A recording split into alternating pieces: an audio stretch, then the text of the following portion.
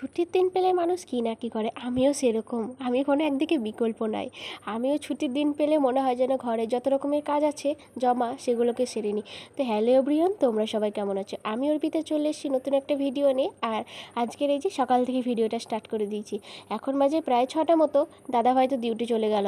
আর এই যে আমি এক গ্লাস গরম জল করে ছাদে বসে বসে আইস করে খাচ্ছিলাম। তারপরে মনে পড়লো আজ তো ছুটি, রবিবার সানডে। তো আজকে একটু অনেক কিছুই কাজ আছে ঘরে খুঁটিনাটি, তো সেইগুলোকে সেরে নেব। তাই ভাবলাম যে বসে থেকে লাভ নেই, কাজগুলো সেরে নিই। এই যে কাল সকাল সকাল চলে এসেছি কাজ সারতে রান্নাঘরে। আর মেয়েদের যত কাজ কিন্তু রান্নাঘরেই থাকে, তো যাই হোক আমারও আছে। আর এই যে রান্নাঘরটা ভালোভাবে পরিষ্কার পরিচ্ছন্ন করে নিলাম, কারণ রাত্রেবেলায় করিনি, কারণ আজকে ছুটি থাকবে তো তার জন্য। অনেকটাই আলসিতা হয়ে গিয়েছিলাম। আর এই যে কত বাসন ধুয়ে নিচে দেখতে পাচ্ছ, তারপর জলগুলো ভরার জন্য রেডি করে রেখে দিলাম। জল এলেই স্টোর করে রেখে দেবো। তো যাই হোক, তারপরে এই যে চলে এসেছি এই রুমটাতে। আর এই রুমটাতে একবার আমি কাপড় জামা রেখেছিলাম, তারপর এমন রুই রাগা লেগেছে, মানে আমার নতুন নতুন ভালো অনেক কটাই কাপড় ছিল, সেগুলোকে মানে সব কিছুই কেটে দিয়েছিল। তো যাই হোক, তার জন্য আর ভয়ে এখানে কিছু রাখি না। আর যেগুলো জামা কাপড়গুলো পরা হয় না, তো সেগুলো এখানে স্টোর করে রেখে দিতাম। তারপর ভাবলাম যে যাই হোক, বেশি মানে জবরজঙ্গল না করে একটু ঝাড়া যাক। আজ যখন টাইম আছে, আর সামনেই তো এসছে বাবুর জন্মদিন, আমার মেয়ের বার্থডে। তো সেই উপলক্ষে একটু ঘর বারান্দাগুলো ঝাড়াঝুড়ি করে নিই, আজ যতই হোক রবিবার। তো এই যে চলো, যে ঝাড়াঝুড়ো তো মোটামুটি কমপ্লিট হয়ে গেলো, আর ভালোভাবে গুছিয়ে রেখে দিলাম। তো বস্তাগুলো তো আর আমার একা নিয়ে যাওয়া সম্ভব না, অনেকটাই ভারী ছিল। তার জন্য ভাবলাম যে তোমাদের দাদাভাই এলে ওকে দিয়ে দেওয়া করাবো। আর অনেক কিছু সার্ফ কাচার ছিল, সেগুলোকে বালতিতে ভরে রেখে দিলাম সাইডে। তারপর এই যে ঘর বারান্দাগুলো ভালোভাবে ঝাড়ু মেরে নিই, বাকি কাজ তো আছেই। তারপরে এই যে হঠাৎই খবর এলো যে মার্কেট যেতে হবে। তো চলো ধীরে ধীরে দেখো হতা হে কিয়া, তাই না? তো চলো। আর এই যে জল চলে এসছে, তো চলো জলদি জলগুলোকে ভরে নিই। জলগুলো ভরতে লেগেছি, তখনই দেখলাম যে মেয়ের কুকুয়াই আওয়াজ। মেয়ে উঠে পড়েছে। আর এই যে মেয়ে উঠেই দেখতে পাচ্ছ খেলা করে শুরু করে দিয়েছে পপি নিয়ে। আর আজকে তো ছুটি, তাই ভাবলাম যে আজকে আর পড়াবো না। পড়ানোর টাইমটাও আমি পাইনি। তাই যাই হোক, ওকে উঠিয়ে এই যে চুলগুলোকে আগে সেট করে দিলাম, কেননা এখন গরম পড়েছে, আর গরমে চুলগুলো কানে নিয়ে মানে করলে ছাড়া থাকলে অনেকটাই ওর কষ্ট হয়। তারপরে এই যে চুলটুলগুলো বেঁধে দিয়েছি। আঁটতে কিন্তু অনেকটা অসুবিধা হয়েছিল, অনেক ওটা ক্লিপ দিয়ে আঁটতে হয়েছে।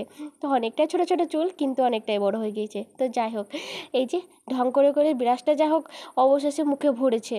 তো চলো, ওর তো মুখ ধোয়া কমপ্লিট হয়ে যাবে, আর তার ফাঁকে আমি কিছু কাজ সেরে নিয়েছিলাম। তারপর এই যে চলে এসছে ওকে মুড়ি খাওয়াতে। মুড়িতে এখানে সকালবেলাতে ও মুড়িটাই খায়।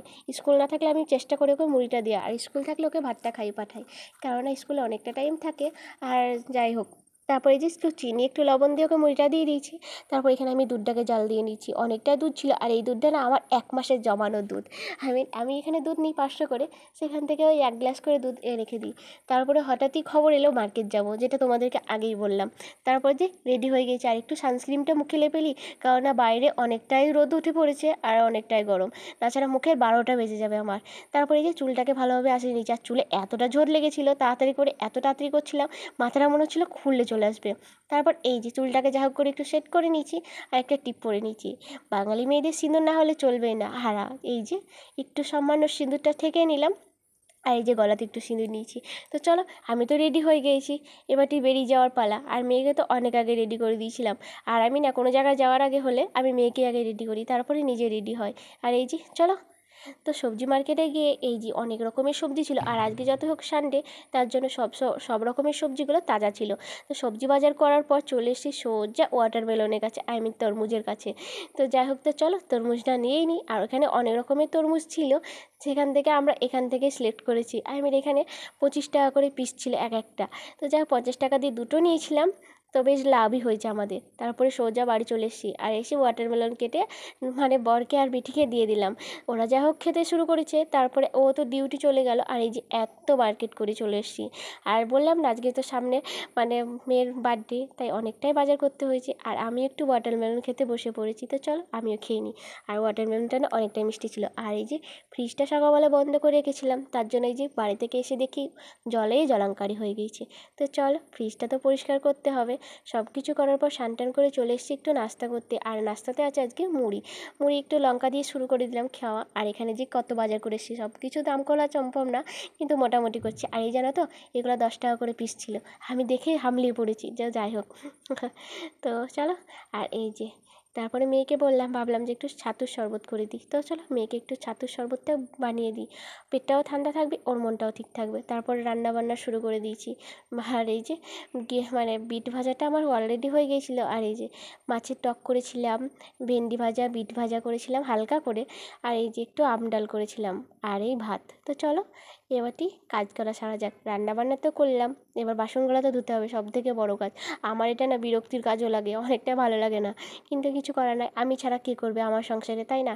আর এই যে তো চলো অনেক কটাই বাসন ছিল, বাসনগুলো ধুয়ে নিয়েছি। তারপরে তোমাদের দাদাভাই চলে এসে আমরা খেতেও বসে পড়েছি। মেয়েকে খাইয়ে ঘুম পাড়িয়ে দিয়েছিলাম, আর আমরা খেয়ে নিই। তো ভিডিওটি কেমন লাগলো অবশ্যই লাস্ট অবধি কমেন্ট করে বলবে। আর সাবস্ক্রাইব যারা যারা এখন অবধি আমার চ্যানেলটিকে করেন তারা তারা অবশ্যই চ্যানেলটিকে সাবস্ক্রাইব করে দেবে।